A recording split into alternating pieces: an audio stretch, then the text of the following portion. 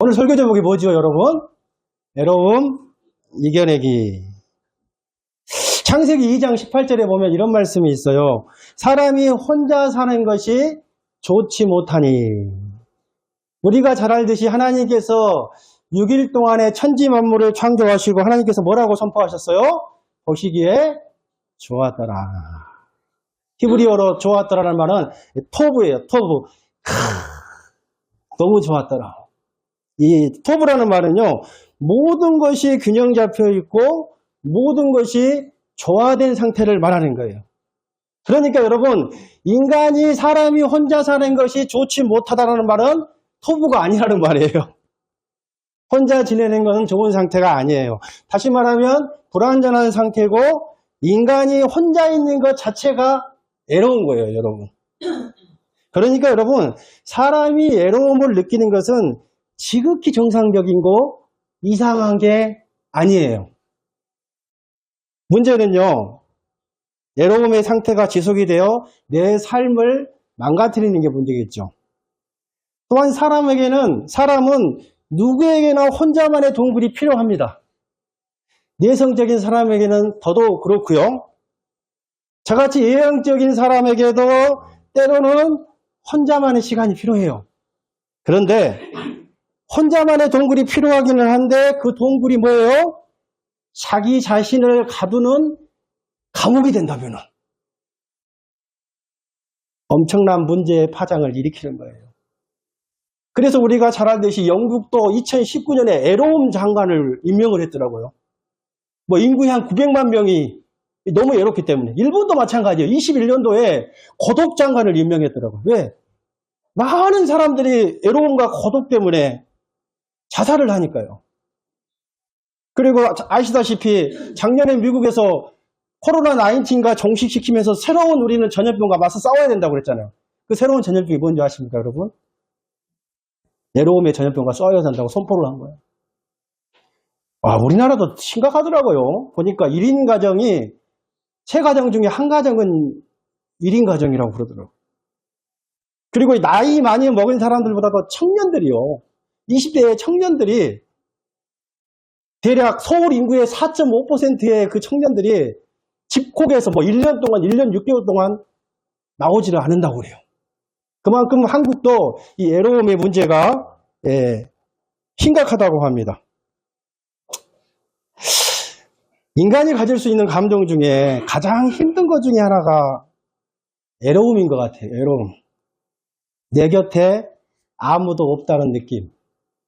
나를 이해하는 사람이 한 사람도 없다는 느낌. 내가 살아있던 말든 아무도 상관하지 않는다는 느낌. 다들 나를 이용하려고만 하고 진정으로 나를 사랑해주는 사람이 없다는 그 느낌이요. 나를 버리고 떠난다는 느낌. 이런 애로움들이 나를 굉장히 힘들게 하죠. 저도 다음 달부터는 좀 외로워질 것 같아요. 저희 아내가, 저희가 2018년 2월 1일 날 여기 랜딩을 했는데, 저희 아내가 이제 12월에 한국을 좀 보내려고 해요. 우리 장모님이 연세가 80도 넘으시고 아프시고, 우리 장인어른은 한 20년 전에 우리 다윗이 돌 때 돌아가셨으니까 벌써 보니까 20년이 넘었더라고요. 저희 아내도 지금 간지가 18년이니까 한 6년이 넘은 것 같아요. 7년은 안 됐지만. 그리고 또 심장도 좀 안 좋고 해가지고 내일 티켓을 알아보려고 하는데 티켓이 고민이에요. 티켓이 비싸도 보내야 되나 말아야 되나. 보내야 될 것 같은데. 아무튼 여기 애로움. 기도해 주세요, 여러분. 남자 4명이서 잘 먹고 잘 살 수 있도록. 없는 동안에. 애로움이라는 국어사전적 의미를 찾아보니까요. 홀로 되어 쓸쓸한 마음이나 느낌이라고 네이버 국어사전에 정의를 하고 있더라고요. 올해 4월 말에서 6월 초에 저희 큰아들이 한국 여행 다녀오면서 할머니를 뵈고 오면서 한 15일 정도 일본에 가서 2주 정도 여행을 했는데 아들이 했던 말이 그렇게 기억에 남은 거예요. 일본 식당에 가서 밥을 먹었는데 오늘 밥이 굉장히 맛있었다고. 식당이 맛있는데 특이한 것은 혼자 밥 먹는 사람들이 생각보다 많았다고 그래요. 생각보다 많았다고. 깜짝 놀랐다고 그래요. 여러분 혼자 밥 먹는 거 고사성어를 합니까? 고사성어를 안 줘요. 신정어로 뭐라고 하는지 아시죠? 다 그래요? 뭐라 그래요? 혼밥. 모르셨습니까? 혼자 밥 먹는 거 혼밥이라 그래요. 혼자 술 먹는 것, 혼술. 혼자 잠자는 것, 혼잠. 혼자 죽는 것, 혼죽. 여러분, 고독사라고 들어보셨습니까? 고독사? 주위에 아무도 없이 혼자 밥 먹고, 혼자 술 먹고, 혼자 놀고, 혼자 자다가 혼자 죽는 것을 말해요. 그게 바로 고독사입니다, 여러분. 많은 청년들한테 한번 물어보세요. 왜 결혼하냐고 물어보면요. 너무 외로워서 결혼을 한다고 그래요. 외롭지 않기 위해서 결혼한다. 너 생각보다 지금 많은 중년들이 결혼차 10년 이상 된 중년들이 이혼을 많이 하는데요. 왜 이혼하냐고 물어보시면 뭐라고 대답하는 줄 아세요? 외로우니까 이혼한다 그래요. 참 아이러니하죠. 그러니까 인간은요. 사람은 혼자 있든 둘이 있든 외롭기는 마찬가지인 것 같아요. 오늘 우리가 읽은 본문에 보면은 사도 바울의 고독이 방울방울 떨어지는 것을 우리가 주목하게 되는데요. 왜 디모데후서만, 다른 서신에서 볼 수 없는 디모데후서에만 바울의 감정이 이렇게 많이 묻어났을까요, 여러분? 디모데후서는요, 사도 바울이 사형 선고를 받아놓고 두 번째 로마 감옥에서 쓰는 바울의 마지막 편지입니다. 특정 교회, 공적으로 에베소 교회, 갈라디아 교회, 그렇게 로마 교회에 보내는 편지가 아니라요. 믿음의 아들 디모데에게 보내는 개인적인 편지예요. 디모데는 사도 바울이 결혼을 안 했기 때문에 디모데는 믿음으로 낳은 아들이고 마음으로 낳은 아들이잖아요. 아들과 같은 디모데에게 보내는 편지이기 때문에 어떤 바울의 개인적인 감정이 굉장히 지금 많이 표현되어 있는 거예요. 솔직히 여러분 우리의 감정을 숨길 때가 참 많잖아요. 그렇죠, 여러분. 안 괜찮으면서도 괜찮은 척. 힘든데 안 힘든 척. 하람이나 물어보면 이거 해 하니까 괜찮아요? 괜찮아요. 그래요. 맨날 안 괜찮으면서. 화나는데 화 안 나는 척. 애로운데 안 애로운 척. 척척 박살이 많아요. 저만 그런가요? 그런데 디모데는 믿음의 아들이었기 때문에 부자지간에 마음을 털어놓고 이야기하기 때문에, 그리고 사도 바울이 이제 죽을 놈이 얼마 남지 않았어요.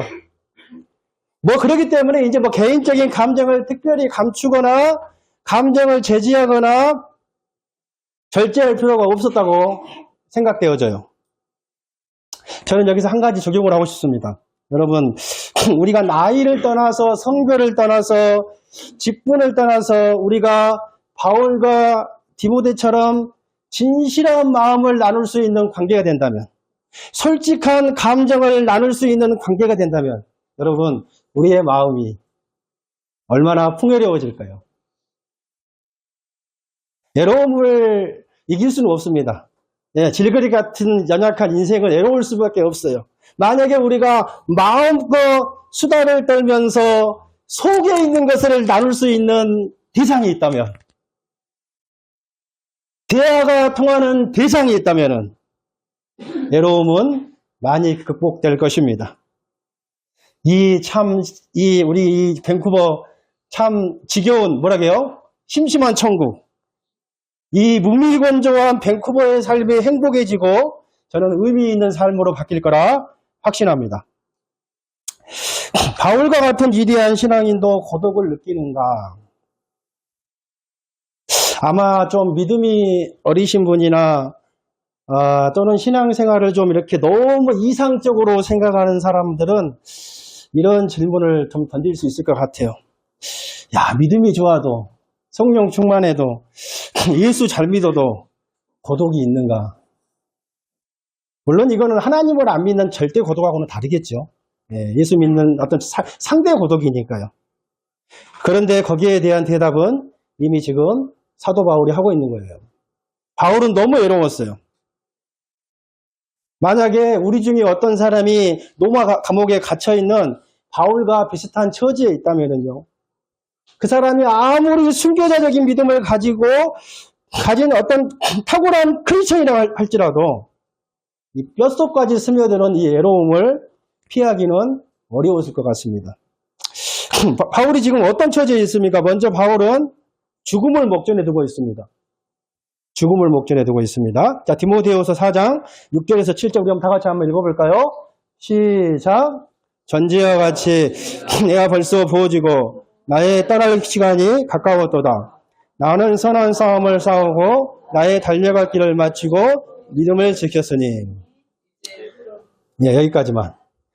이 전제란요, 제사를 지낼 때 제물을 제단에 올려놓고 술을 붓는 의식을 말해요. 영어로는 드링크 오퍼링이라고 나왔잖아요. 이 전제, 술을 붓는 의식은 술을 제물에 뿌릴 때 제사가 거의 끝날 무렵이에요. 그리고 일단 제물에다가 술을 뿌려버리면 어떡해요? 다시 담을 수가 없잖아요. 바울은 지금 자기의 생명이 마지막의 순간에 이르렀다는 것을 전제에 비유하여 지금 말을 하고 있어요. 네로 황제에게 이미 사도 바울은 사형 선고를 받았습니다. 지금은 처형 날짜만 기다리고 있는 거예요. 오늘 죽을지 내일 죽을지 뭐 6개월 후에 죽을지 몰라요. 얼마나 여러분 바울이 애로웠겠어요. 만약 저와 여러분이 어떤 불치병으로 의사에게 3개월 시한부 판정을 받았다고 한번 생각을 해보십시오. 두렵기도 하겠죠. 근데 또 얼마나 애롭겠습니까? 두 번째요. 곁에서 마음을 주고 받았던 믿을 만한 사람들이 하나 둘씩 떠나는 거예요. 우리 10절 11절 한번 다 같이 읽어보겠습니다. 시작. 대만은 이 세상을 사랑하여 나를 버리고 데살로니가로 갔고 그레스게는 갈라디아로 갔고 누가만 나와 함께 있느니라. 네가 올 때에 마가를 데리고 오라. 그가 나의 일에 유익하니라. 아멘. 혹시 여러분 혹시 야구 좋아하십니까? 저는 지금은 잘 보지는 않았지만 저희 어렸을 때 90년도 때 해태 타이거즈가 유명했었잖아요. 지금도 아마 해태 타이거즈가 올해 우승했습니까? 기아가 바뀌었죠. 기아 뭘로 바뀌었어요? 기아 타이거즈입니까? 아, 맞네요. 그때 90년대 타이거즈의 그 유명한 스타들이 막 일본으로 갔을 때요. 김웅용 감독이 한 유명한 말이 있잖아요. 오, 승엽이도 가고, 오, 정범이도 가고, 사랑하는 제자들이 막 떠날 때 김웅용 감독님이 많이 힘들었던 것 같아요. 그래서 그게 조크로 화제되었었거든요. 먼저 지금 대만은 죽음을 각오하고 로마 감옥까지 따라와서 바울을 돌보고 섬겼던 사람입니다. 충성된 사람이에요. 그런데 이제 바울의 몰골이 점점 더 쇠약해지고 또 언제 죽을 줄 모르는 신세가 되자 또 세상 직업에서 좀 좋은 오퍼가 들어왔나 보죠. 그래서 바울에게 등을 돌리고 이 세상을 사랑하여 그의 곁을 훌훌 떠나버리고 말았어요.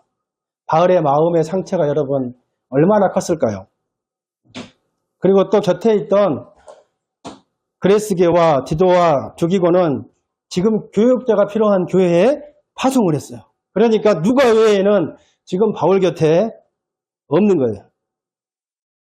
그뿐만이 아니었어요. 16절 한번 읽어볼까요? 시작. 내가 처음 변명할 때 나와 함께한 자가 하나도 없고 다 나를 버렸으나 그들에게 허물을 돌리지 않기를 원하노라. 당시 바울은 지금 중재 혐의를 받고 있는 거예요.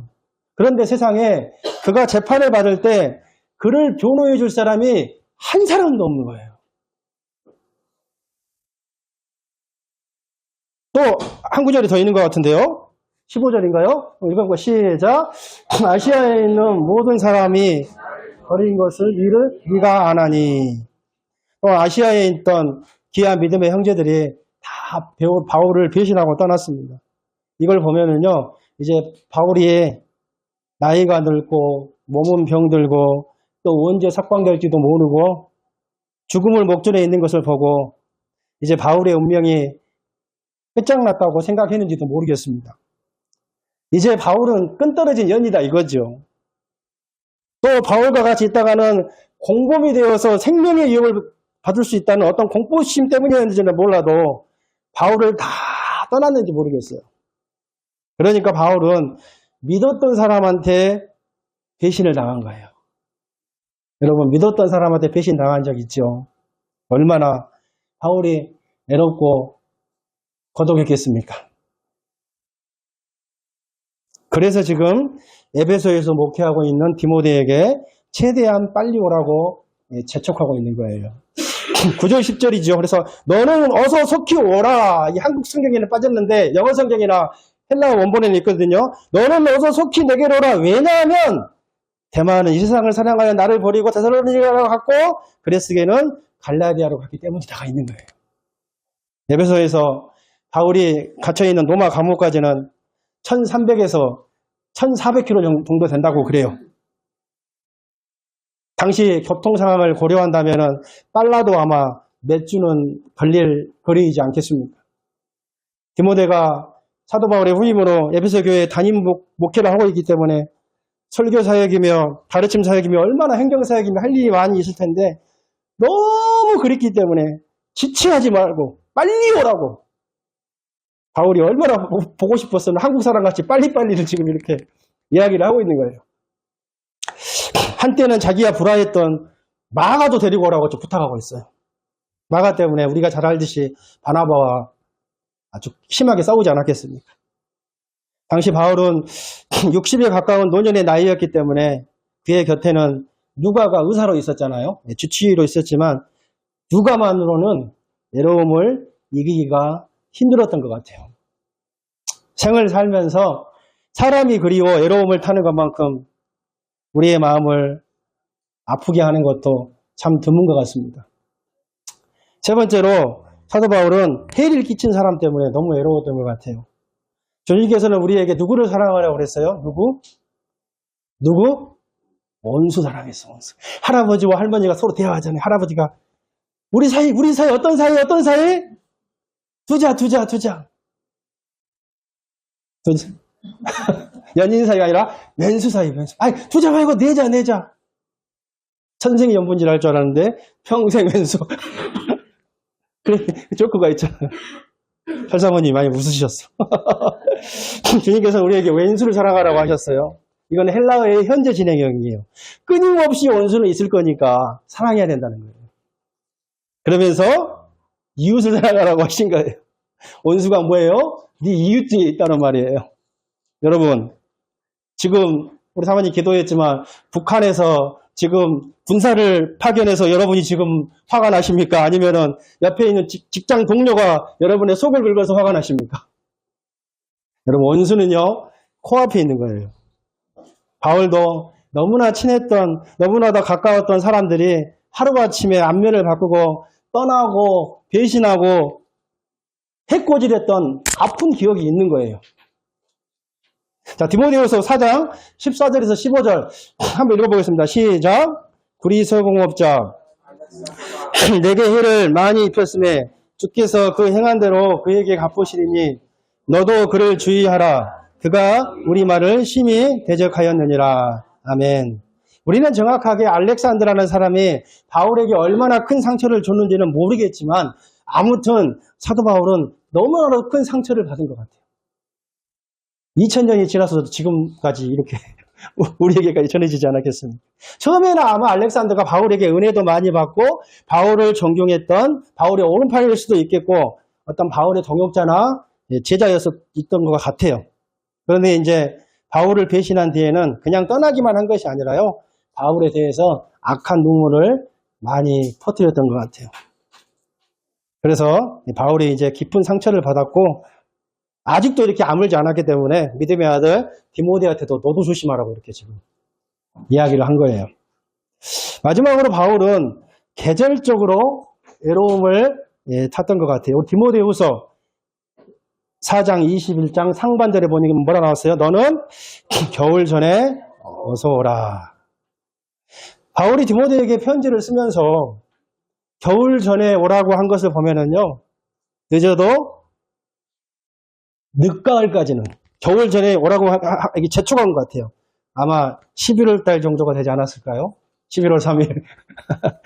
가을은 남자의 계절이라고 하는데요. 또 보니까 그게 과학적으로도 맞아요. 네이버 한번 찾아보세요. 여러 가지 요인들이 있더라고요. 낙엽이 떨어지는 쓸쓸한, 물론 여자도 외로움을 타지요. 낙엽이 떨어지는 쓸쓸한 가을에 남자들은 외로움을 많이 탄다고 해요. 남영옥 시인이라는 사람이 낙엽이라는 시를 썼던데요. 이런 식구가 있어요. 떨어지는 것은 어디 낙엽뿐이랴. 우리들의 젊음의 꿈과 사랑과 소망이 떨어져 아프노니. 그런 식구가 있더라고요. 오늘 교회 오면서 여러분 낙엽 떨어진 거 많이 보셨죠? 그러니까요, 우리 젊음의 꿈이 떨어지고, 사랑도 또 떨어지고, 미래의 소망도 떨어지기 때문에 너무 아프다는 거예요. 참 많이 다가오는 것 같습니다. 지금 바울이 갇혀있는 이태리의 지하 감옥은 차가운 대리석으로 둘러싸여 있는 감옥입니다. 저희 집 히터를 21도로 맞춰놓다가 아내가 춥다고 그래서 20도로 맞춰놨다 21도로 1도로 올렸어요. 별로 춥지도 않은 것도 같은데 춥잖아요. 근데 여러분, 대리석 바닥은 얼마나 추웠겠어요. 사도 바울이 갇혀있던 대리석 바닥은. 더군다나 너무 추운데 사도 바울은 지금 덮을 잠바나 이불도 없는 거예요. 그 치유와 고독을 말로 다 할 수 없었을 것 같아요. 여러분, 사람이 춥고 배고프면 더 고독을 느끼잖아요. 아시죠? 그리고 여러분, 그래서 우리가 배부르고 등 따시면 잠도 잘 온다는 말이 있잖아요. 저도 요만한 우리 일렉트릭 전기 매트가 있는데요. 그걸 깔아놓고 등에다 딱 허리에다 넣으면은요, 밤에 잘 때 잠도 잘 와요. 참 잘 오는 것 같아요. 근데 이게 딱 맞아요. 등 따시고 배부르면은요, 외로움 도더라고요. 잠도 잘 한 건 분명한 거예요.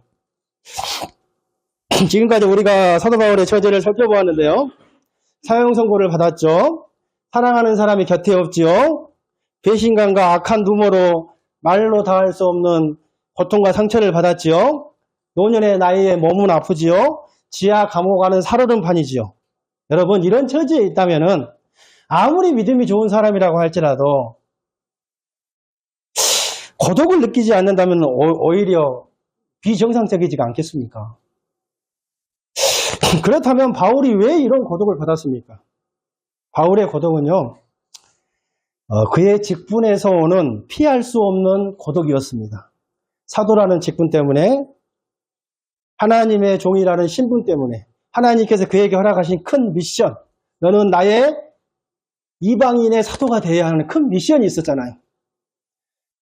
그런 사명을 감당하려면 받을 수밖에 없었던 어떤 필연적인 고독이었던 것 같아요. 바울은 예수님 때문에 고독할 수밖에 없었고요. 복음 때문에 평생 애롭게 살아야 했어요. 예수님 때문에 핍박을 받아야 했고요. 예수님 때문에 사람들한테 배신당하고 왕따를 당해야 했어요. 다르게 산다는 것이 고독이 오죠.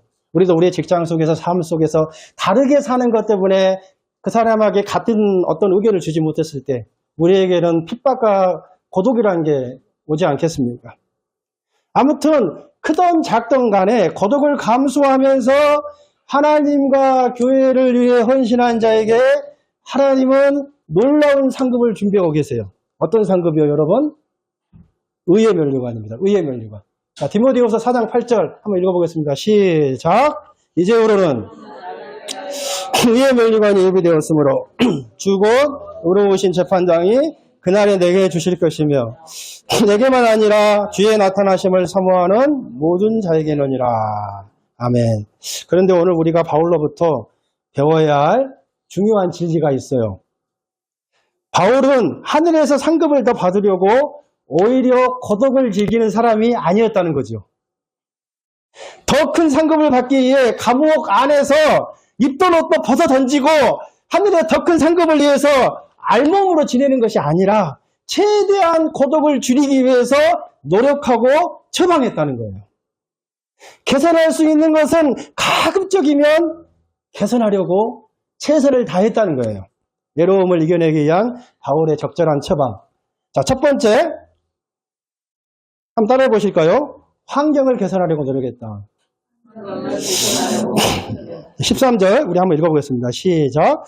네가 올 때 내가 드로아 가보의 집에 둔 겉옷을 가지고 오고 또 최근 특별히 가족 중에 쓴 것을 가져오라. 아멘. 그러니까 추우면 외로움이 더 탄다고 했는데 여기서 겉옷을 가지고 오라는 거예요. 비옷처럼 생긴 겨울 외투지요. 옛날에 원래는 목포같이 네모난 이불에 가운데 이렇게 구멍만 딱 떨어가지고 이렇게 머리에 넣잖아요. 다 덮을 수 있잖아요. 이거는 또 이불 역할도 했고 그런 역할을 한 거예요. 덜 춥기 위해서 바울이 노력을 했다는 거예요. 또한 정신적으로 도움이 될 만한 양서를 읽으려고 노력을 했어요. 그래서 책들을 특별히 가죽 종이에 쓴 것을 가져오라는 말이 있는데 여러 양서들을 가져오라고 한 거예요. 그래서 특별히 가죽 종이에 쓴 거는 학자들은 구약 성경이라고 이야기를 해요. 이때는 신약 성경이 없었으니까요.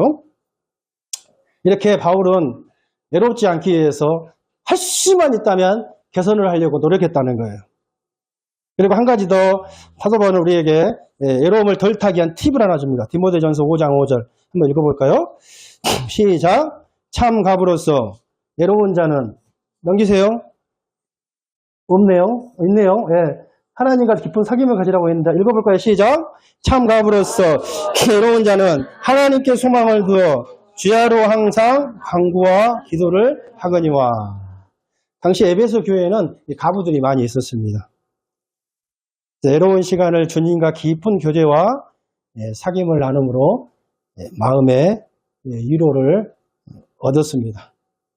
뭐 많이 있어요, 여러분. 외로움을 덜 타기 위해서는 우리가 운동도 하면 좋아요, 운동. 뭐 봉사활동도 하면 도움이 되겠죠. 취미활동도 좋을 것 같고.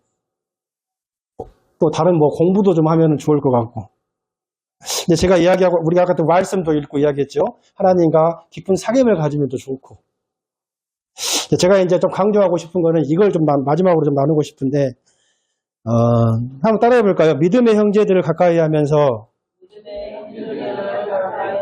교제를 나누자. 이게 9절과 11절에 아까 우리가 이야기 나왔었잖아요. 디모데 오라가 거기 다 갔기 때문에 마가도 데리고 오라고 그러고 이야기를 하는 거죠. 한번 따라해 보시면 좋을 것 같아요. 관계는 넓이가 아니라 깊이이다. 여러분, 교회 안팎에 친구를 사귀거나 교제할 때 많이 사귀는 게 아니라 깊이 있게 사귀었으면 좋겠어요. 제가 아는 목사님 중에 카톡 친구가 5,000명 있더라고. 5,000명 여러분 못 담는다고 1,000명인가 1,500명까지만 담을 수 있다고 그래요. 한 카톡에. 그런데도 많이 외롭다고 그러더라고요. 관계는요, 넓이의 문제가 아니라 깊이의 문제이기 때문에 그렇습니다. 주위에 얼마나 많은 사람이 있는가가 중요한 게 아니라요, 한 사람 한 사람과 진실한 관계, 인격적인 사귐을 가지고 있는가. 이게 중요하다는 거예요. 동의하시면 아멘 하세요. 동의한 사람만 외롭지 않을지어다.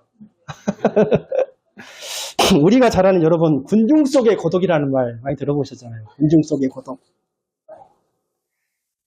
90년도에 참 제 기억에 인기 있는 배우 중에 최진실이라는 배우가 있었는데, 최씨네요. 혹시 기억나세요? 네, 최진실이라는 배우.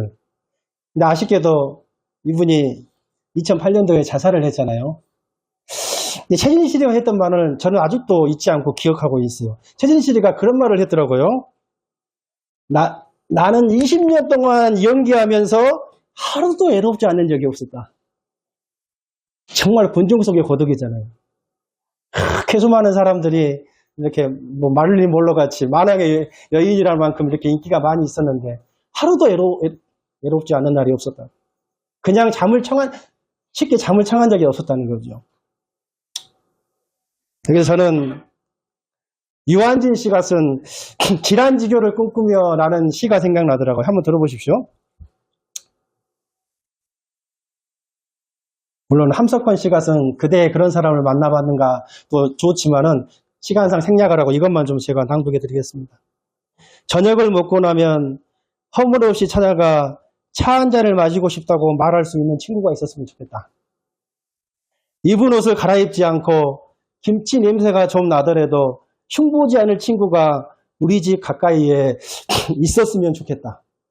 비 오는 오후나 눈 내리는 밤에도 고무실을 끌고 찾아가도 좋은 친구. 밤늦도록 공허한 마음도 마음 놓고 열어 보일 수가 있고 악의 없이 남의 얘기를 주고받고 나서도 말이 날까 걱정하지 않는 그런 친구가 사람이 자기 아내나 남편, 제 친구나 제 형제나 자식하고만 사랑을 나눈다면 어찌 행복해질 수 있을까? 영혼이 없을수록 영혼을 꿈꾸도록 서로 돕는 진실한 친구가 필요하리라. 여러분 자신에게 그런 사람이 있거나 자신이 누군가에게 그런 친구가 되어준다면, 적어도 우리의 삶 속에, 우리의 관계 속에 그런 사람이 단 한 명이라도 있다면, 여러분, 살아가는 것이 얼마나 기쁘고 행복할까요? 말씀을 정리하겠습니다. 질그릇같이 연약한 육체를 가지고 사는 우리는 외로울 수밖에 없는 존재들입니다. 외로움은 마치 여러분 마음의 감기와도 같아요.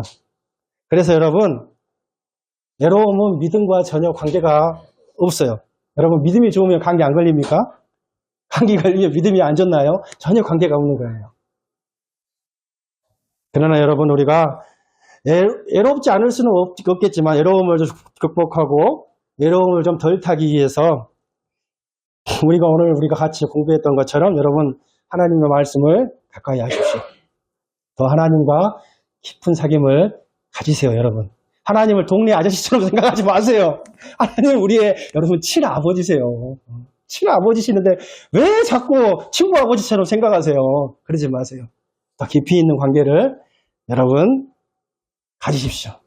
최대한 외롭지 않도록 환경을 좀 개선하시면 좋을 것 같아요. 찾아보세요. 환경 개선할 게 있어요. 분명히 있습니다. 개선하십시오. 제가 이야기했던 봉사활동이라든지 어떤 동호회라든지 그리고 뭐 버나비 마운틴 같은 등산도 참 좋대요. 네. 수영도 좀 운동도 좀 하시고 뭐 찜질방도 좀 하시고 해리슨 핫스프링 가서 좀 원천 좀 같이 합시다 좀. 이런 것들. 특별히 여러분 관계의 깊이, 사귐의 깊이가 더 깊어질 수 있게 되기를 축원드립니다. 다 같이 일어나셔서 우리 광야를 지나며 우리 한 번 더